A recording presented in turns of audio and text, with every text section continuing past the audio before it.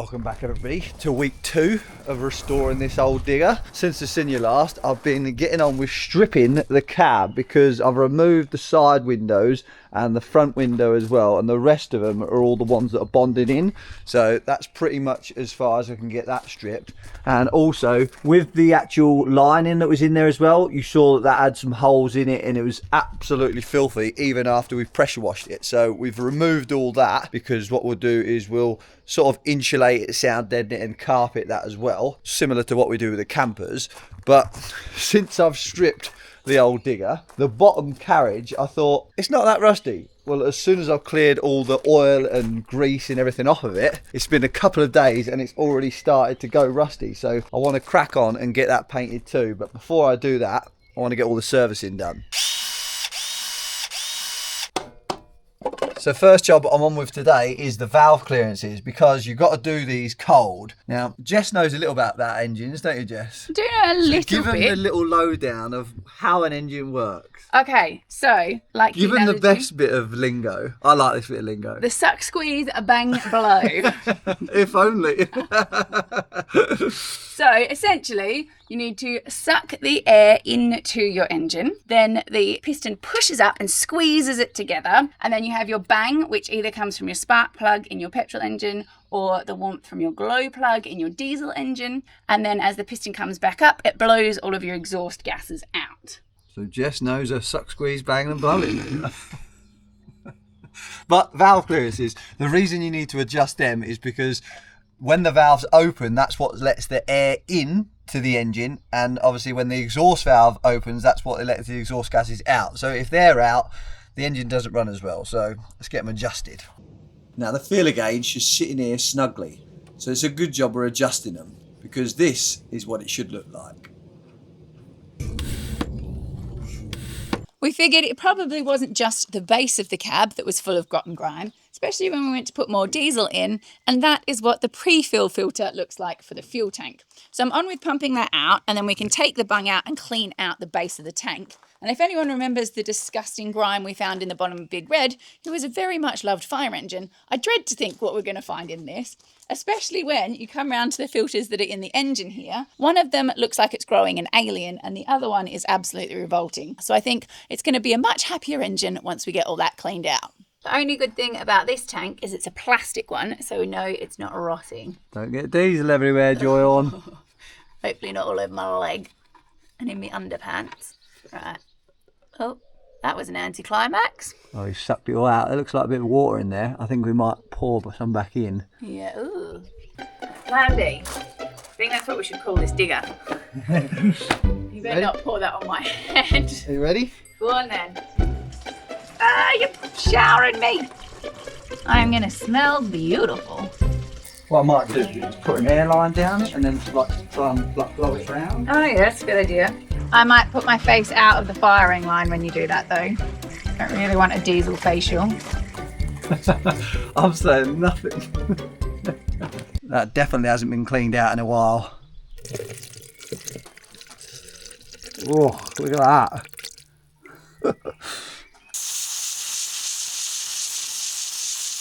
That's a bit better.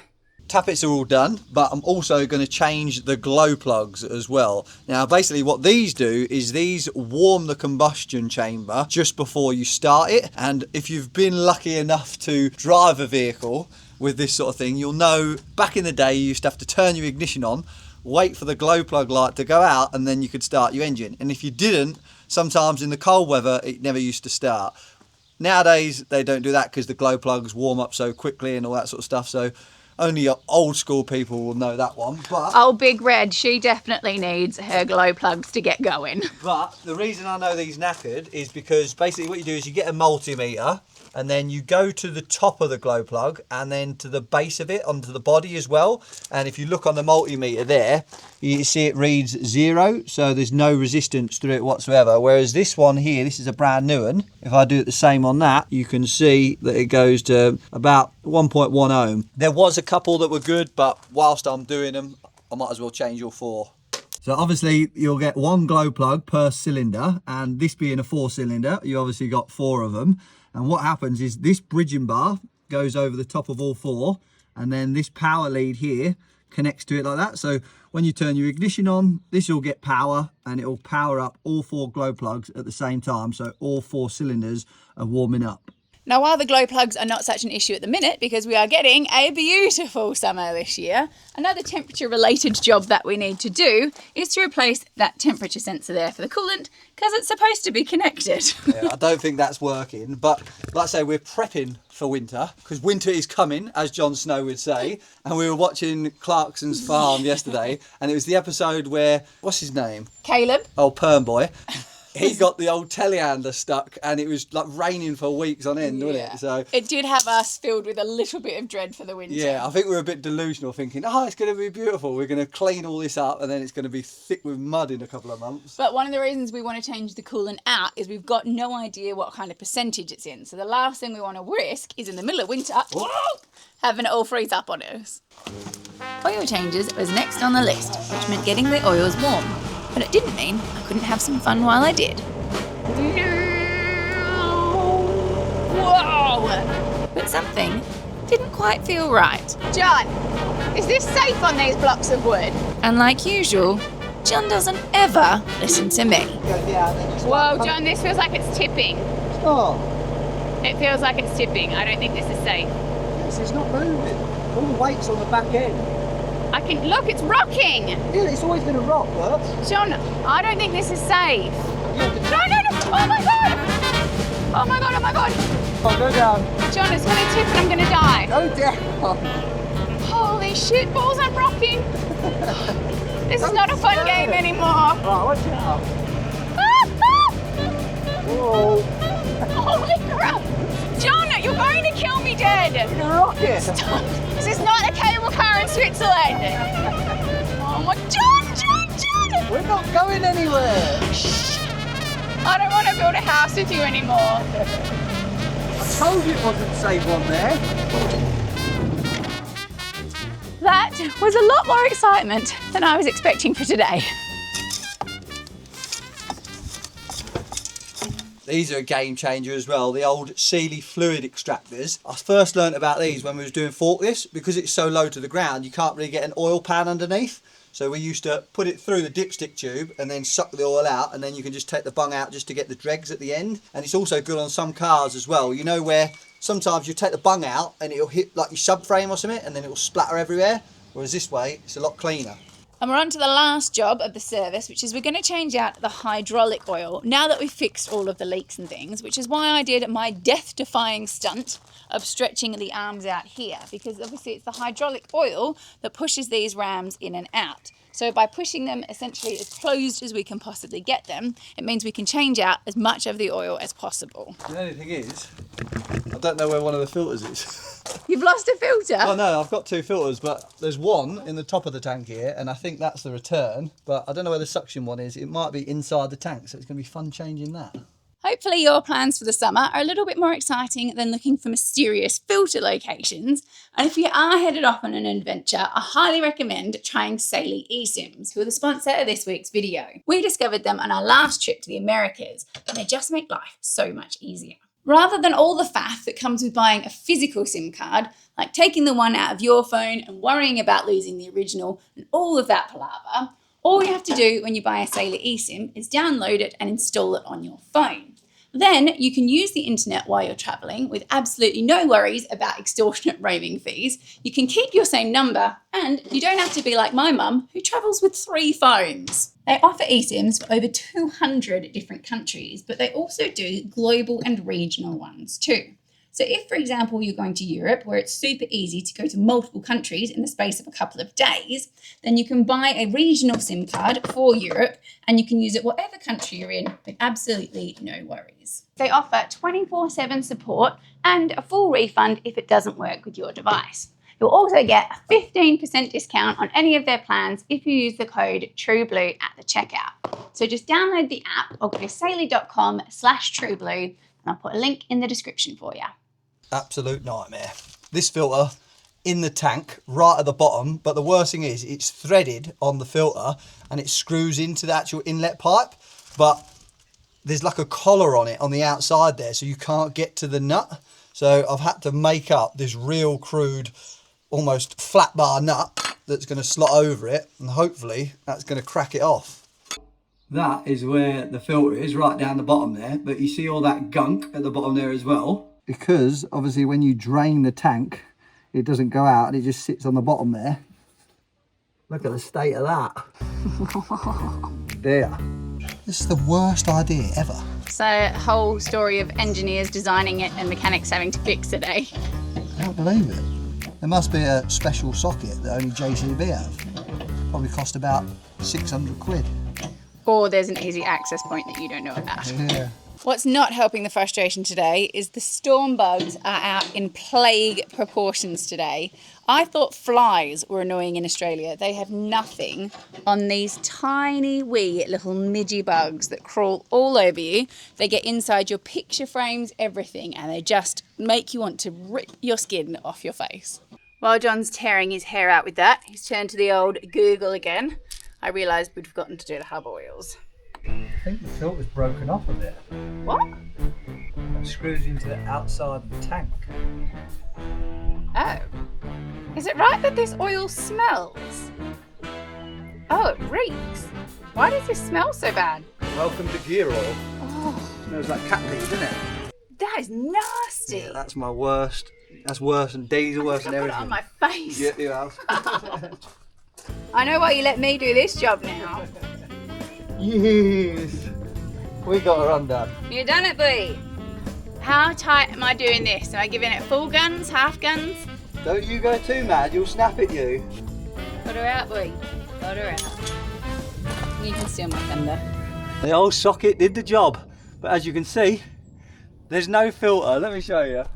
That's why I couldn't work out what was going on. There's meant to be that gauge inside the tank. Somebody must have tried getting off at some point and it's broken off and they've just left it. So there's been no filter on the inlet side for I don't know how long. Look at the state of the bit you've taken out as well. Hey! We've done it. I've got oil flowing out of that bung. Beautiful. One side done. Without a doubt, that is the worst design I've ever seen. But basically, like I say, that just screws into the tank. I can't even show you it's that far down there at the bottom there. So I had to sort of get in between the fan and here to crack it off. And then if you come around here, you'll be able to see now in this tank where the filter is. And like I say, why I was a bit confused, you see the metal gauge in there? And that's the inlet pipe sucking all the oil into the pump. Morning, morning, everybody. We got the old servicing finished off last night. We topped up the hydraulic oil tank, changed the air filter, and basically went through all the levels. So the servicing side of it is all done now. So now we turn our attentions to all the pins and bushes in the boom. Because like I said before, they're all pretty worn, but I've been on with buying some new tools. I've had this hydraulic ram for a while and it's hollow. So what you do is you put your threaded bar in and then you get your bush, slide it on the end, a plate and a nut, and then you can pull the bushes in. But I only had, you know, like the handheld pump that I used on that Porta Power pack the other day. Well, I've bought an aired hydraulic foot pump. So you just put the air line in there and then you can pump a lot quicker. Then I got this little kit here. This is only 60 quid. So you get all different size bushes, the plates to go on the end of them and the threaded bar too. So what you do is you get the plate that fits the bush and it slots in there nicely. And then obviously the right one for your bush size. So when you pull in and it pulls in nice and square, because if you've ever tried to put bushes in with drifts, you know they end up going in a bit on the angle, then they damage the bush, and you can also damage them if you're trying to knock them in too. And then I've also got this little kit here. So you've got all these different size plates, and then what you do is you get this drift in the end of them, slide that in there so you can knock bushes in. But what I thought was I could use the threaded bar out of that kit through these plates, so then I could pull different size bushes in with them as well. So they are, without a doubt, a brilliant little kit for the workshop.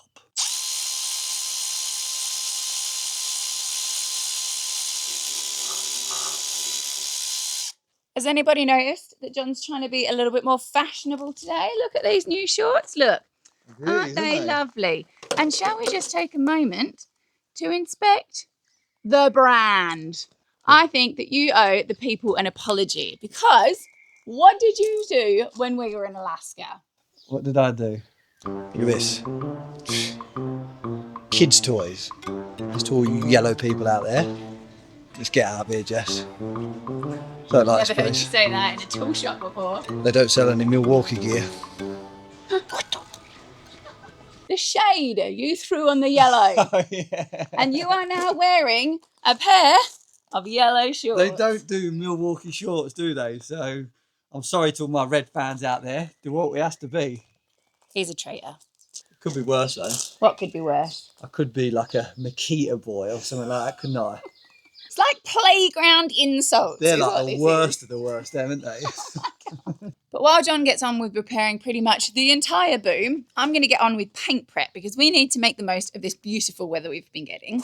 Now, we do know a digger is a workhorse and it doesn't have to be the most beautiful, but we want to preserve it and make it last longer, and also to fix some of these shoddy repairs that have been done over the years, because if we're going to do it, we want to do the best job we can.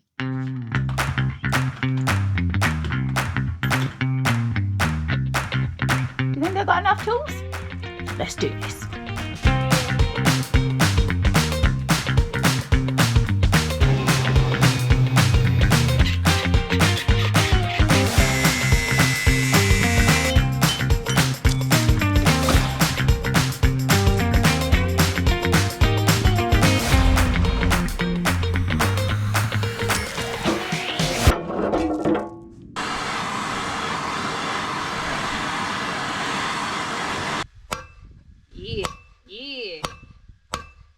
Get it. You're on the ground again, Lily.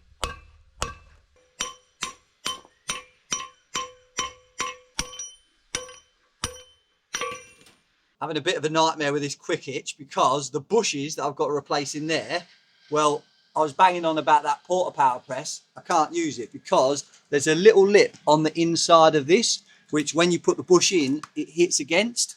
Problem is it's the same size as this bush, so I can't pull it out this way. So you can imagine that these are well seized in there. So what I'm going to have to do is I'm going to have to weld on the inside of the bush. And what that does is it shrinks the bush so we can be able to knock it out.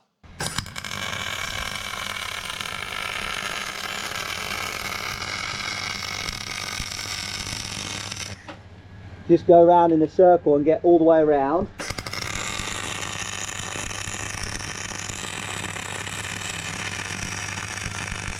And because there's nothing really to knock out with a punch, I'm sacrificing a nut and then just welding that in there as well. So now I've got that like that. I've got something to knock on.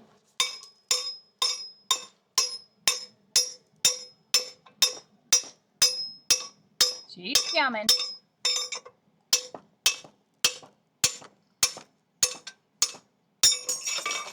Whilst that's still hot and the bush is cold, it should slot in nicely.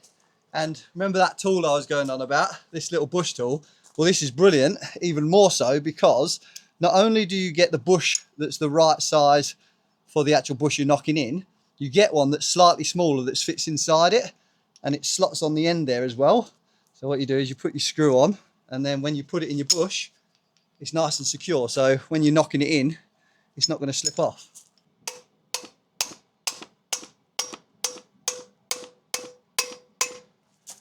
And then now, when both the materials end up being the same temperature, it'll be a real tight fit. You're not done yet. I can't hear you, but you best not be giving me lip, Johnny boy. I said, are you not done yet? I think this may be a little bit the same story as the floor of the cab. I may have underestimated just how much work I said, he's doing in here. take the rust off, not all the paint off. Stakes in there. I found another little project yesterday and Jess wasn't too happy about it. We found a beauty little cherry picker, non-runner. The electrics didn't work, the engines didn't work. £2,000, wasn't it? I had no idea how it would work, and he wanted to try and get a 3.5 ton cherry picker on our tiny wee trailer, and at that point, I said no. We're going to have to find another one.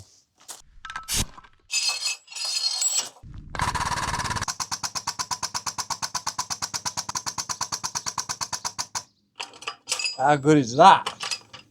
With all the other bushes done, it was time to tackle the one I'd been dreading. And it was worse than I thought. This is why you buy machines that are all fixed. They haven't got any issues. Because this one's got a big issue. Look at the end of the ram here, look. If you don't know, that's supposed to be perfectly You round. get that bush in there, look. You see daylight through the end of it, so we're going to have to give that a repair. But I think they run these bushes in them. They're not the right ones. They're meant to be in the kingpin post, and these ones are meant to be in there. And I think they're like a softer metal, so I think that's why they've shattered. But then over here as well, it doesn't just stop there. I saw this was elongated when we looked at it, and I was hoping it was just the bushes. Well, they've welded it up, so there's no bushes there anymore. And I think saying repaired it is kind of generous, especially considering, look at all the bits of welding wire that are still in there as well. so I think what I'm going to do, the proper way to do it is to get a line boring machine, fit that on there, and then you'd bore it out and either oversize it or build it up with weld like they have done and bore it down again. But they're like 3,500 quid. Yeah, you're not getting one of those. We're not allowed one of them. So I think we just have to try and repair it ourselves. And then the same for this as well. I'll try and weld it up. Worst comes to worst, if it doesn't work, we'll have to take it to a shop.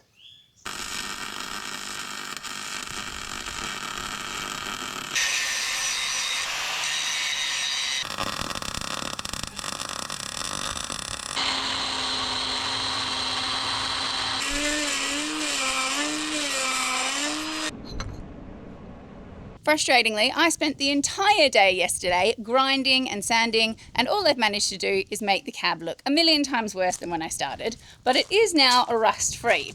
However, John has been on a mission, and this, ladies and gentlemen, boys and girls, deserves a round of applause. This man here, my hero, and he's got the moves. We've got it fixed. I don't know if it fits yet, but what do you think? It looks a lot better than it did anyway. Look at that, it's round. If you remember yesterday how elongated the hole was, so I had to build it up with weld, and then we knocked the bush in and it was nice and snug going in as well. And then on the other side, it's pretty good as well. Not perfect, but it'll do. A hell of a lot better than it was. And then on this pin over here as well, so I welded up on the outside there so it looks nice and neat. Same on the other side. And Also then actually round. in here, obviously I built them up because you remember how they looked? They were all worn down right on the sides, whereas that now is nice and square. Don't get me wrong, it's still a bit rough inside there because I'd be there forever making that all square. And that side there, what I just had to do was basically build up all the weld on the bottom. But with these shims in, it looks a lot better like that anyway. But the main thing is, She's solid. there's no play in there anyway, so see if the ram fits. 3 snippers down in the muck. The only thing is, getting bigger diggers and things like that, they weigh a lot more, don't they? Yeah, fixing the mini digger was a little bit easier. Oh. Right, you got it? You ready? Yep. Yep.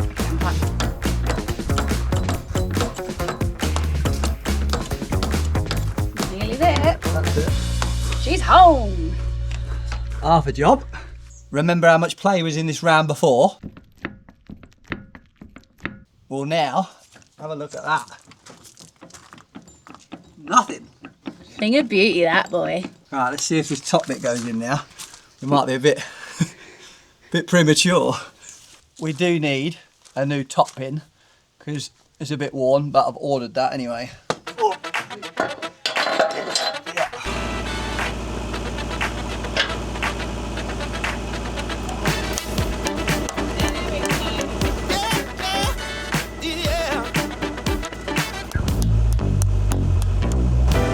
This morning, now watch me step. The week was murder. I'm gonna get rid of the stress. I'm feeling lighter. I'm finally feeling like I can breathe. Let's go.